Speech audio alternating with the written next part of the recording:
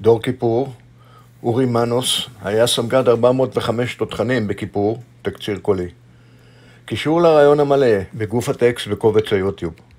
אורי מנוס היה בכיפור סגן מפקד גדוד הארטילריה של אריה מזרחי, גדוד התותח המתנאע M109 רוכב, הסדיר היחידי בזמנו, בנוסף לגדוד רוכב מילואים.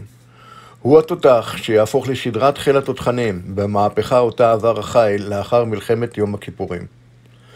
במצב פתיחת המלחמה מוצבים ברמת הגולן 44 קני ארטילריה שתותחי גדוד 405 מהווים כמעט שליש מכלל הקנים ברמת הגולן המוצבים מול כ1,000 קני ארטילריה סורית. אורי עם שתי סוללות, סוללה א' וסוללה ב', פורסים בדרום רמת הגולן כשסוללה ב' פורסת ממש בקו הראשון באזור צומת ג'והדר. סוללה זו תושמד בו בליל מוצאי שבת כיפור, כמו גם סוללה א' מגדוד בה"ד 9 הסמוכה אליה באזור תל פארס. גם שלא בקו הראשון, שיירת תחמושת לגדוד מושמדת בציר יהודי החושניה בידי כוחות חטיבה 47 הסורית שכבר נמצאים ממזרח באזור עניעם של היום. אורי מחלץ את שרידי סוללה ב' ואת סוללה א' אל נחל דליות, כשאיננו יודע האם כבר ישנם כוחות אויב בשטח ומאידך היפגעות מאש כוחותינו.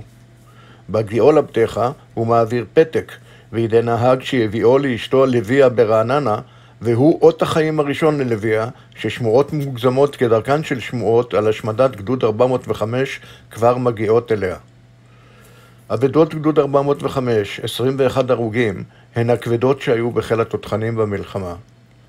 עם הפריצה לסוריה, למה שיקרא לימים המובלעת, כבר היה גדוד 405 בכוח המוביל בציר הצפוני-מערבי.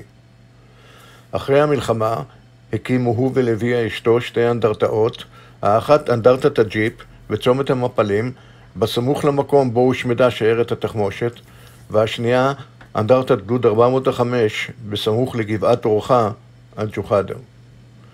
רואיין בביתו שברעננה ב-26 לינואר 2021. עריכה והנגשה אורי מנוס. קישורים: אורי מנוס, הרעיון המלא. דור כיפור, אריה מזרחי, בשם הפניות. דור כיפור, ישראל קיגל.